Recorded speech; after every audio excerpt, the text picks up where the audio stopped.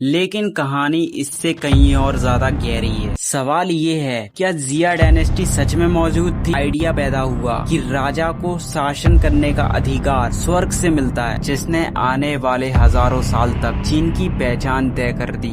सन टाजू ने अपनी महान पुस्तक द आर्ट ऑफ वॉर लिखी, लेकिन जैसे जैसे राज्य आपस में लड़ते गए, जू डायनेस्टी कमजोर होती गई। कर दिया एक ही कानून, एक ही मुद्रा और एक ही भाषा की लिखावट। उन कानून तोड़ने पर सख्त सजाएं मिलती थी।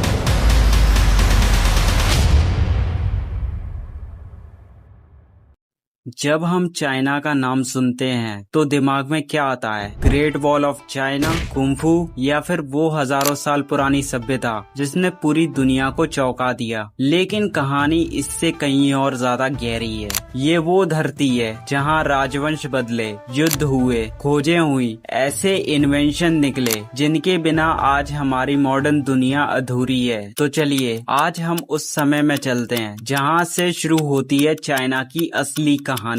जिया डायनेस्टी। कहानी शुरू होती है लगभग 4000 साल पहले एक ऐसी सभ्यता से जिसे चाइना की पहली डायनेस्टी कहा जाता है, जिया डायनेस्टी। सवाल ये है, क्या जिया डायनेस्टी सच में मौजूद थी या सिर्फ ये एक कहानी है? चाइनीज हिस्टोरिकल टेक्स्ट बताते हैं कि जिया डायनेस्टी की नींव यू द ग्रेट ने रखी थी। वही राजा जिसने बड़ी बड़ी नदियों को काबू कर बाढ़ से अपनी जनता को बचाया था। जिया डायनेस्टी लगभग 2070 BCE से 1600 BCE तक चली, यानी ये वो समय था जब दुनिया के कई हिस्सों में लोग अभी भी छोटे ट्राइबल ग्रुप्स में जी रहे थे और इधर चाइना अपनी पहली राजनीतिक व्यवस्था खड़ी कर रहा था। जिया डायनेस्टी के बारे में कहा जाता है कि ये वो समय था जब चीन में ये आइडिया पैदा हुआ कि राजा को शासन करने का अधिकार स्वर्ग से मिलता है। अगर राजा अन्यायी होगा तो स्वर्ग उसकी पावर छीन लेगा। ये कंसेप्ट बाद में चाइनीज पॉलिटिक्स की नींव बना। जिया डायनेस्टी के आखिरी राजा जी को क्रूअल और करप्ट माना जाता है। शेंग डायनेस्टी।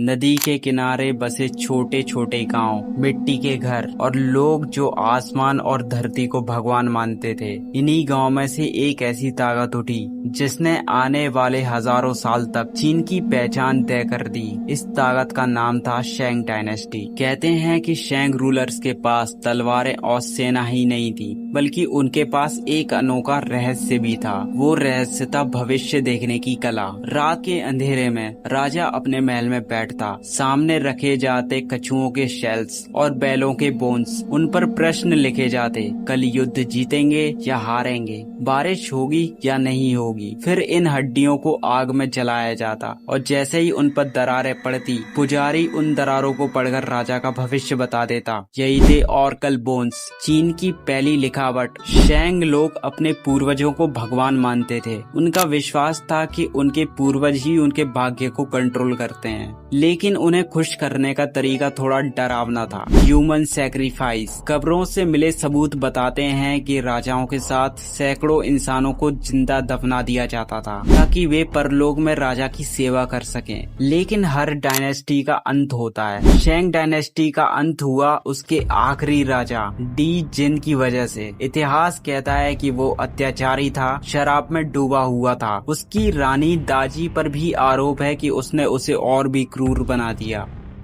जू डायनेस्टी। चीन की धरती पर एक नई ताकत उभरी, जू डायनेस्टी। कहानी शुरू होती है लगभग 1046 BCE से, जब जू के राजा वू ने शेंग के आखिरी राजा डी जिन को हराकर खुद को शासक घोषित किया। जू डायनेस्टी ने शेंग से कहीं बड़ा साम्राज्य बनाया। उनका शासन दो हिस्सों में बटा, वेस्टर्न जू और ईस्टर्न जू। वेस्टर्न जू एक सुनहरा युग था। एग्रीकल्चर, ब्रॉन्ज वर्क और फेडरल सिस्टम के कारण साम्राज्य मजबूत रहा, लेकिन धीरे धीरे साम्राज्य इतना बड़ा हो गया कि उसे संभालना मुश्किल होने लगा। ईस्टर्न जू का दौर और भी दिलचस्प है। इसे स्प्रिंग, ऑटम पीरियड और वॉरिंग स्टेट पीरियड भी कहा जाता है। सोचिए, छोटे छोटे राज्यों के बीच लगातार युद्धों के और सत्ता की लड़ाई। लेकिन यही वो समय था जब चीन ने अपनी सबसे बड़ी बौद्धिक संपत्ति पाई। इसी दौर में पैदा हुए कॉन्फ्यूशियस, जिन्होंने समाज को नैतिकता और अनुशासन का रास्ता दिखाया। इसी दौर में लाओजी ने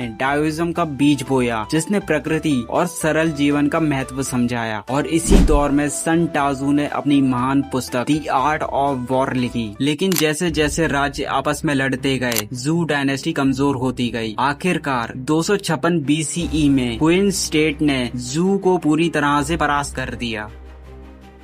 क्वीन डायनेस्टी। शेंग और जू के लंबे दौर के बाद चीन बिखरे हुए राज्यों में बटा हुआ था, लेकिन 221 BCE में क्वीन स्टेट के राजा इंग ज़ेंग ने सभी राज्यों को जीतकर खुद को queen she hang the first emperor of China घोषित किया। उन्होंने पूरे चीन को एक कर दिया, एक ही कानून, एक ही मुद्रा और एक ही भाषा की लिखावट। उन्होंने विशाल ग्रेट वॉल की शुरुआत की ताकि उत्तर से आने वाले घुमंतुक कबीलों को रोका जा सके। उन्होंने हजारों किलोमीटर सड़कों और नहरों का जाल बिछा दिया ताकि पूरा साम्राज्य जुड़ सके। लेकिन क्वीन डायनेस्टी जितनी मजबूत थी उतनी कठोर भी। कानून तोड़ने पर सख्त सजाएं मिलती थी। क्वीन शी हैंग ने किताबों को जलवा दिया और स्कॉलर्स को मार डाला ताकि लोग केवल सरकार के मुताबिक सोचें। सबसे रहस्यमय उनका मकबरा, टेराकोटा आर्मी, हजारों सैनिकों की मिट्टी की मूर्तियां, हर एक का चेहरा अलग जैसे कि असली सैनिक। लेकिन कहा जाता है कि ये आज भी अपने सम्राट की कब्र की रक्षा कर रहे हैं।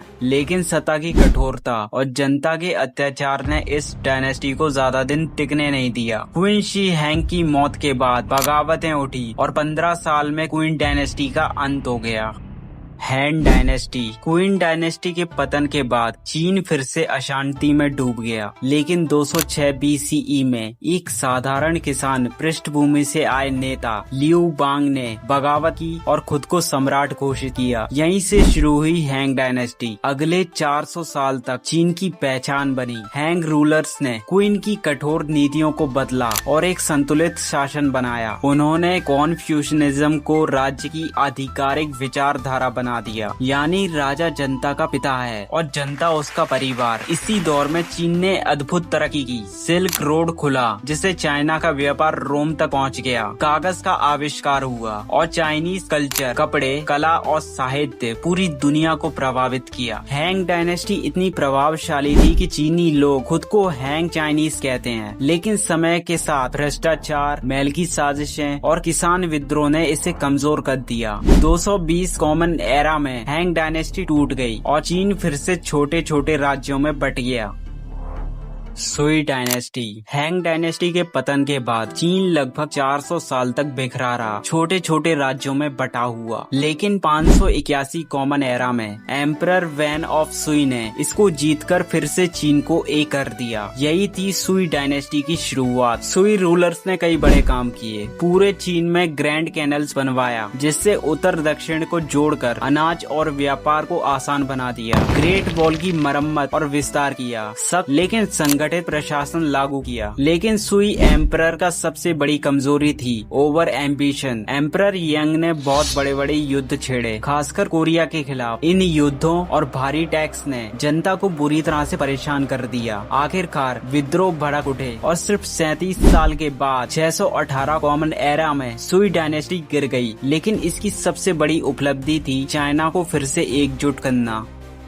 Tang dynasty. 1618 कॉमन एरा में सुई डायनेस्टी के पतन के बाद सत्ता की बागडोर आई टैंग डायनेस्टी के हाथों में। यही वो समय था जब चीन दुनिया का सबसे शक्तिशाली और समृद्ध और मजबूत साम्राज्य बन गया। टैंग डायनेस्टी रूलर्स ने राजधानी चैंगएंग बनाई, जो उस दौर का वर्ल्ड लार्जेस्ट सिटी थी, व्यापार, संस्कृति और कला का केंद्र। सिल्क रोड अपने चरम पर था। इंडिया से बुद्धिज्म आया, पर्शिया से कला और अरब तक चाइनीज स्किल और इन्वेंशन पहुंचे। टैंग एरा को चाइना का गोल्डन एरा भी कहा जाता है, क्योंकि लिटरेचर और पोएट्री ने ऊंचाई छू ली। ली बाई और डूफू जैसे महान कवि पैदा हुए। आर्ट, पेंटिंग और म्यूजिक ने दुनिया को मोहित किया। प्रिंटिंग टेक्नोलॉजी विकसित हुई और बुद्धिज्म पूरे साम्राज्य में फैला। लेकिन समय के साथ टैंग डायनेस्टी कमजोर पड़ गई। विद्रोह, भ्रष्टाचार और युद्ध ने इसे कमजोर कर दिया। 907 कॉमन एरा में टैंग डायनेस्टी का अंत हुआ, लेकिन इसने चाइनीज कल्चर को इतना समृद्ध किया कि आज भी चाइनाज गोल्डन एज कहा जाता है।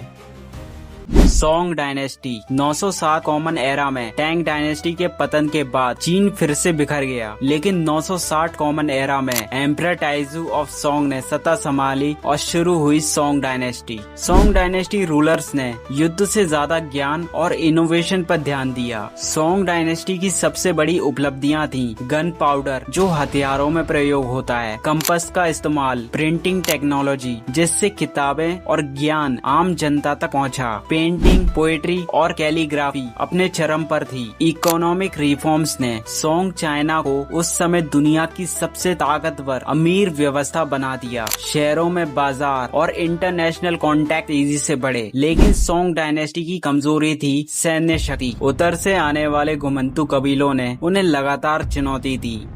युआन डायनेस्टी 1271 कॉमन एरा में मंगोल शासक कुबलाई खान चंगेज खान के पोते ने चीन पर कब्जा कर लिया और स्थापित की युआन डायनेस्टी। यही पहली बार था जब पूरा चीन विदेशी शासन के अधीन आया। युआन रूलर्स ने राजधानी दादू बनाई और चीन को एशिया के विशाल मंगोल साम्राज्य से जोड़ दिया। इसी दौर में सिल्क रोड अपने चरम पर था, यूरोप तक चाइनीज इन्वेंशन पहुंची। यही वो समय था जब मशहूर यात्री मार्को पोलो चीन आया और उसने युआन चाइना की समृद्धि और विशालता की कहानियां पूरे यूरोप में सुनाई। लेकिन युआन डायनेस्टी की कमजोरियां भी बड़ी थी। मंगोल शासक और चीनी जनता के बीच बहुत गहरी दूरी थी। भारी कर, प्राकृतिक आपदाएं और लगातार युद्धों ने जनता को परेशान कर दिया। आखिरकार विद्रोह भड़के और 1368 कॉमन एरा में मिंग डायनेस्टी ने युआन डायनेस्टी को गिरा दिया।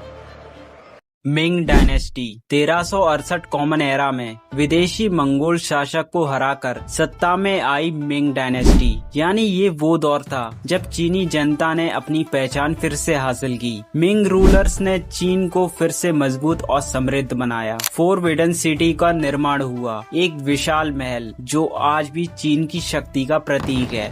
ग्रेट वॉल ऑफ चाइना को और मजबूत किया गया। प्रसिद्ध एडमिरल ज़ेंग ही ने अपने विशाल के साथ हिंद महासागर की यात्राएं की। कला, चीनी मिट्टी और लिटरेचर का गोल्डन एज आया, लेकिन समय के साथ भ्रष्टाचार, भारी कर और उत्तर से आ रहे आक्रमणों ने मिंग को कमजोर कर दिया। आखिरकार 1644 कॉमन एरा में मिंग डायनेस्टी गिर गई। क्विंग डायनेस्टी 1644 कॉमन एरा में उत्तर से आए मैंचू लोग चीन पर हावी हुए और स्थापित हुई क्विंग डायनेस्टी। यानी ये पहली बार था जब गैर लोग चीन पर इतने लंबे समय तक राज करने वाले थे। क्विंग रूलर्स शुरू में बहुत ताकतवर थे। उन्होंने साम्राज्य को इतना फैलाया कि चाइना का सबसे बड़ा क्षेत्रफल बन गया। एग्रीकल्चर और पॉपुलेशन तेजी से बढ़े। कला और लिटरेचर को शाही संरक्षण मिला। इसी दौर में बीजिंग का समर पैलेस और कई शानदार इमारतें बनी। लेकिन 18वीं और 19वीं सदी में समस्याएं बढ़ने लगी। आखिरकार 1911 की जिनहाई रेवोल्यूशन में जनता उठ खड़ी हुई और 1912 में आखिरी सम्राट पुई को गद्दी छोड़नी पड़ी। इसके साथ ही लगभग 2000 साल पुरानी इंपीरियल चाइना का अंत हुआ और शुरू हुआ रिपब्लिक ऑफ चाइना का युग।